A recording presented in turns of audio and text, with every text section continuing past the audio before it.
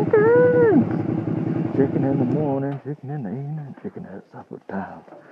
The chickens walking around, you can have chicken anytime. What's up, everybody? Moto Jimbo here. How the heck are you today?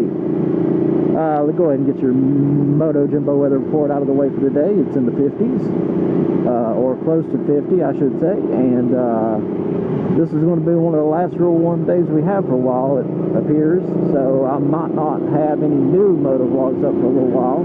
I do, however, have some older ones recorded that I will post maybe once a week. That way my channel's not dead with no content coming up for a long time.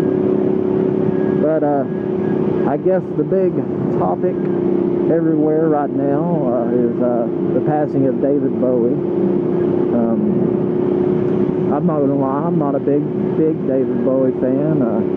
I do like some of his 80s stuff.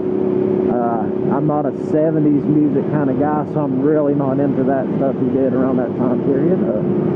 But my fiance, she's been a David Bowie fan since she was a little girl. I'm talking 8 years old, listening to David Bowie records, and she was devastated by the news because, you know, that's her favorite musician. You know, his album dropped a couple days before he died, and, you know, she had to go get it that day, so we ran out and got the album, and I really enjoyed the new album, and then sadly the man passed away. Rest in peace, David Bowie. You know, he influenced many people, and he's got a ton of huge fans out there. So it's a sad time for people, and especially for his family, of course. But on to something else. Well, actually, let me backtrack for a second here. As I just said, fiance is a massive David Bowie fan, always has been. And of course, anytime someone famous dies, what happens to albums in this case? What happens? Through the roof, man. Through the damn roof. And I was going to be real nice to my fiance. I was going to buy her a couple of the vinyls that she was missing for her collection that day, just to try to make her feel a little better. So I went hunting down the Labyrinth soundtrack, and I already knew it was kind of rare on vinyl, but, you know, I was going to pay a little bit for it. But of course, they're all like marked up over 100% of actual value, or past value, I guess I should say. Like, I'm not going to pay $150 for the Labyrinth vinyl. I'm just not going to do it. But anyways, I ended up finding one at a reasonable price. I believe it was 25 bucks. You know, very good condition by the description. Sleeve was in good condition, but I ordered it, and I guess the guy hadn't had enough time to jack up the prices to all his David Bowie albums, so he cancels my order and just said the item was unavailable, and then relisted it on his site for triple the amount, and it's still there because nobody's stupid enough to pay it. But that just really, it irked me a little bit, you know, because her being a fan all her life, you know, I was just trying to get something for her. I wasn't trying to bandwagon and buy this shit for myself, and you just can't do it. But I did manage to find a couple of his 80s vinyls that she was missing for the price that they are worth. Maybe a couple dollars more, but nothing crazy. If you don't go to the website and you're into music or into vinyl or anything, go to Discogs, I think is how you pronounce it. I'm not sure. I'm Southern. I don't know how to pronounce anything right. But check that out. They got tons of stuff on there, old vinyls and things like that to buy and stuff like that. So you can find vinyl, cassettes, CDs, etc. But I'll shut up about that now. On to another subject, I guess. Going away from the dark subject of David Bowie and people trying to profit off death. Honestly, really don't have a whole lot else to talk about. That was really the only thing that was coming to mind.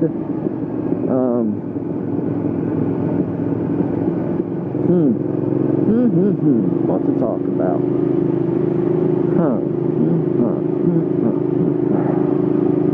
What to talk about? I've actually considered maybe riding more in the winter time.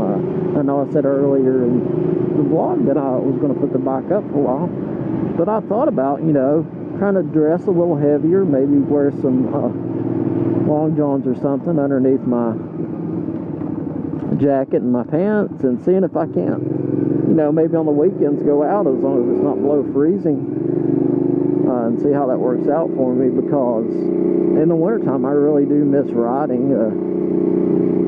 Like I said, I get really anxious, like, God, I just want to be out on the bike so bad today, you know.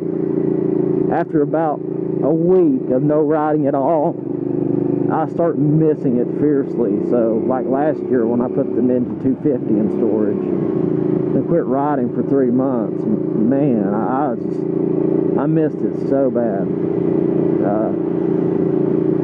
But I guess it's cool that I've got something that I'm so into that I miss it that bad, you know. But yeah, I'm gonna give it a shot, see if I can enjoy it a little more this year. Maybe if I dress heavier, I won't be so miserable, and might actually enjoy short rides during the winter. But we'll see. I'm not certain that I'll still be able to stand it even after all the extra layers. But I guess a good subject that we can talk about is, other than your bikes, what do you guys enjoy, or what do you drive? Like, what's your everyday driver or whatever? You know, I've got this bike and my everyday commuter bike. If I decide to commute, or if I just need to run errands, is my Rebel 250, which I'm still not sure if I'm going to sell that yet. Cue ball, you made me rethink it real hard, which I kind of appreciate because I wasn't sure if I wanted to sell it, and then after you talked to me about it on there, it made me rethink it even more.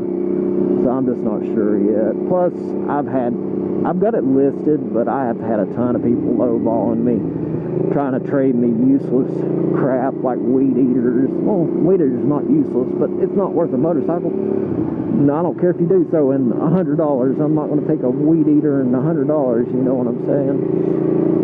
There's people on there, I guess, that just think that you need the money, and that's why you're putting it on there. Unfortunately, that's not the case for me right now. I don't need the money from the bike. It's just, I'm not using it a lot right now, and I just hate to let it sit. And I'm unsure of how much I'm actually going to use it. But anyways, but what else do you drive or ride? We've got a little Hyundai car that we use for everyday stuff because it's a great gas-saving vehicle. So we love that little car. A newer one, they're a lot better quality than some of the older Hyundais from what I understand, but we're really enjoying it so far. But my main other vehicle is a Jeep Wrangler. It's a 97, first year they went back to the round headlights. First year of the TJ, and I love my Jeep. Especially in the summertime, if I'm not riding the bike somewhere, I'm usually taking the Jeep with the doors off and the top off and everything. So I just enjoy, you know, experiencing the road like that. Like on a bike, I'm out here, I can feel it. You know, I can, all the smells, all the everything. You're just in it. Like, because when you're in a regular car like the Hyundai, it's like you're almost watching a movie sometimes. Like, you're behind this protective glass and metal, and you're looking at it through a view screen. You're just seeing the world through a view screen. And, you know, I just really enjoy experiencing the road, and I definitely do that on my bike, and I definitely get to do it in my Jeep. So lots of fun there. Plus, my Jeep's something I can enjoy with others. I don't like taking passengers on my bike. It's just never been a thing that I enjoyed doing. Now, if I had a bigger bike, like a Gold Wing or, you know, a Versus or something like that, I'd probably enjoy it more. But with this SV650, you know, unless I was taking a child or a very small woman, which them ain't my kind of women. I don't like bones, you know. bones for the dog, meats for the man, or whatever that saying is. But to each their own. I like my women with some meat. But I don't know why I got off on that so hard. But yeah, I don't like taking passengers on the bike. I just don't like other people being in danger and their lives being in my hands like that, I guess. I mean, I guess I do that too when I have someone in the car with me, my family, but it's a car, it's a little more protected. What's up, Beagle? It's a little more protected. But on a bike, you know, there's always a chance that there's going to be something you can't get away from. Like, there's always a chance that something's just going to happen that there's no way to avoid an accident, at least in my opinion. And I don't want that on my conscience, somebody else getting hurt while they're on the bike with me at the controls here. I just don't like that feeling on a bike. But that's just me. I know other people are really into it. I'm not trying to crap on it. It's just, I don't know. Like I said, I would just feel horrible if something happened to somebody while we were riding and I felt like it was my fault. But, you know, when I'm out here right now, it's just me. If something happens, man, that really would suck if something happened, but at least it's just me. And, you know, I wouldn't have that on my conscience. But anyways, yeah, tell me what else you guys ride. Tell me what else you drive. How you like it. Are you into classic cars? That's something that kind of interests me, is classic cars. I've been debating on getting a classic car for a couple of years now. I know it's kind of silly, I know it's not the most popular car in the world, but I'd really like to have a Ford Falcon. They've always just caught my eye, and I really like them. I even like the four-door model, and I know a lot of people actually really hate that four-door model, but I still dig it. I just like old cars, because I'm into older things like that. But yeah, any guys into classic cars out there? Or there's a Jeep. Any other Jeepers out there watching? What kind of Jeep you got? What kind of setup you got? Mine's pretty plain. Mine's just, I haven't done a lot to it. It's just got 31s on it, but it's got some really good off-roading tires. But they're just 31s. They're not anything crazy. But they get the job done. And I do some off-roading with some friends of mine. And, or I should say a friend of mine, and him do it. I went in a couple of Jeep group rides, and I just didn't enjoy that because there were so many of us on the trail. Like, you would just have to literally stop for 10-15 minutes at a time, and then if somebody got stuck or had a problem, you sat there even longer than that. It was just miserable. It's just like you sat and you couldn't, you know, get any type of speed at all, which I know you don't want to do that off-roading a lot, but there were times we could have been going quite a bit faster than we were, and we just couldn't because of the group. So I didn't enjoy that, and I've never done that again. I'm still a part of that Jeep club. I just don't participate in the rides. But I do go out with another friend of mine. You saw his truck in my last video, his Comanche. Me and him will go up to a few trails every now and then, do some off-roading, light off-roading, and it's a ton of fun. And my pretty much stock TJ with 31s handles everything just fine. And his Comanche stock, it's got a little bit smaller tires. I'm not sure what that size they are, but his does just as good as mine. So I mean, so mine's definitely not a mall crawler, you know, it's got some age on it and got some crust and rust on it, but I love that old bitch. I'll probably show her off to you in a video here real soon. I've got to order a top because my top's all shitty and leaking and stuff.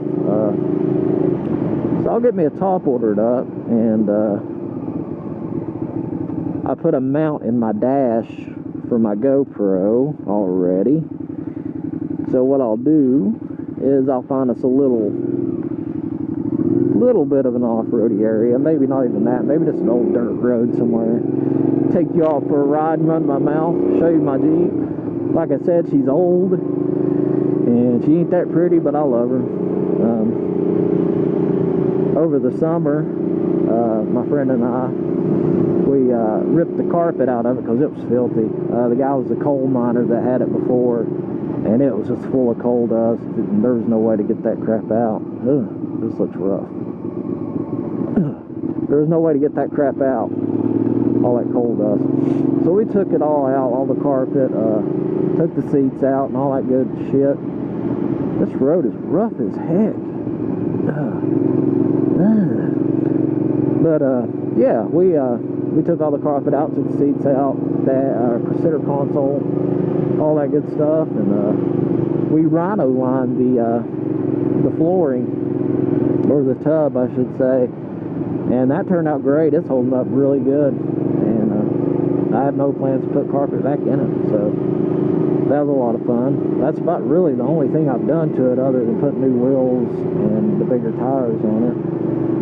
But I do plan on getting it painted because the paint is real shitty. Hey, Pooch. Dogs love this bike. But yeah, I'm going to get it painted this spring, hopefully, maybe in the summer. Because that's the one thing that does bother me about it. It's got a really crappy paint job. But I did pay accordingly when it came to condition, so that's okay. But yeah, guys, I guess I'll end it right there. Just a little bit of rambling for the day. And any of you that have been watching for a while know that's pretty much what I do anyways. It's just ramble. So, enjoy and ride safe, you guys.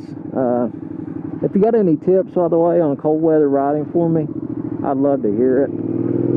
Maybe what you use. I'm not really wanting to invest in heated gear, to be completely honest. It doesn't interest me to spend that kind of money on heated gear. But if you have any other suggestions on some good, like thermal gear or how you layer, I would love to hear it. But that's it for today, you guys. Ride safe.